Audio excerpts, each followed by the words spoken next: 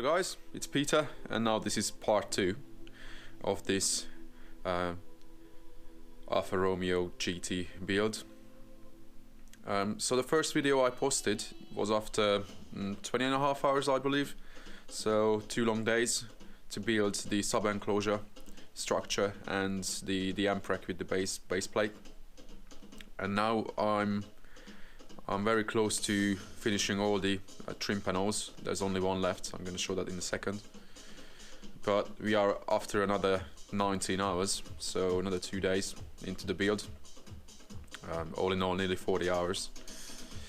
So what happened here? On the subwoofer, I made a panel over the mounting, so you can't see any of the bolts. And there's a groove left underneath the top plate, so I can put lights in there all around.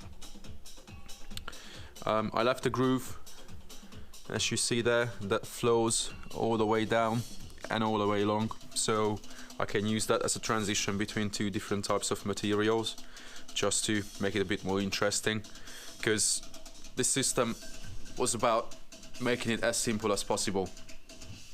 And I think I've already, done more than what was expected, but fortunately the client is really happy with it. He could only ever dream about anything like this. Well, he couldn't even dream about anything like this, but now it's all coming along and he's over the moon. So then inside,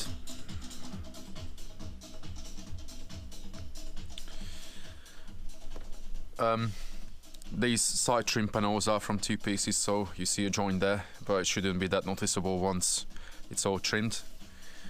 I still have to fill the edges up all around to make it super exact and neat. That's the groove for the transition, as you see. And I really like the flow, because it was difficult, especially with that middle piece, to keep that flow going up and then flow into the sub-enclosure. That thing in the middle now looks like a port, but it's not a port. It's a sealed box behind it. That's gonna be the place of a nice feature that I can't tell just right now, because that's a surprise for the owner as well. And I made a trim panel over the amplifiers, so anything underneath it, cables, anything, will be hidden. And there's just a slight gap between the amps and the panel, so the LED lights from underneath can shine out and watch the amplifier. As well as along this groove I will have ambient LED lights, so there will be a bit going on. That hole in there is going to be the place for another feature, but other than that, I'm pretty happy with it, considering that it's a full boot build with rear seat delete, and I'm still at less than half the time that I spent on a TT. Having said that, the TT was way more complicated, because I had to make everything by hand, all the contours and templates and everything, whereas here it's just straight lines, so it's pretty easy to do this way quicker. So what's left before trimming? I still have to finish the panel that comes in front of the rack behind the seats, but that should be just a plain panel to cover the front edge. Fill the gaps all around, or anywhere that I struggle to make things exact. And then it's 10 pieces of panels to trim all together, which is gonna be most of a day, and then it can all be wired up, lights in.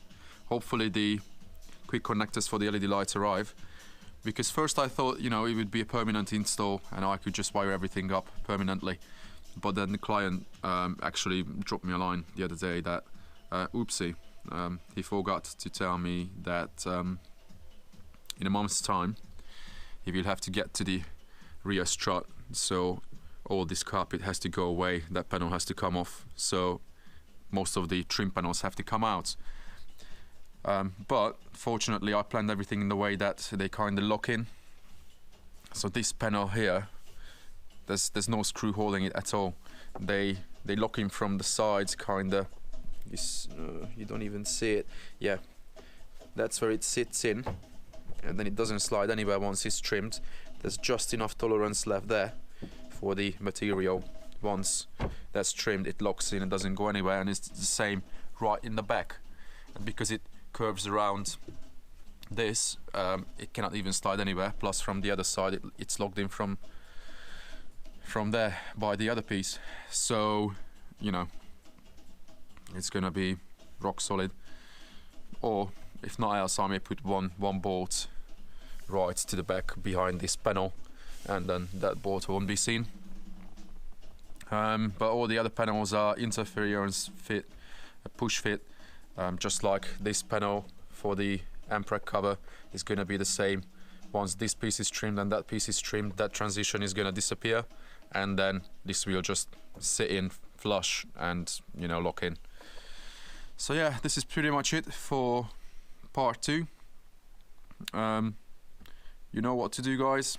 Share it, comment, and please subscribe if you are not subscribed yet. And I think the next update should be when it's all done, lights are on, and the system is kicking some sound out. So yeah, let's have more fun. Take care.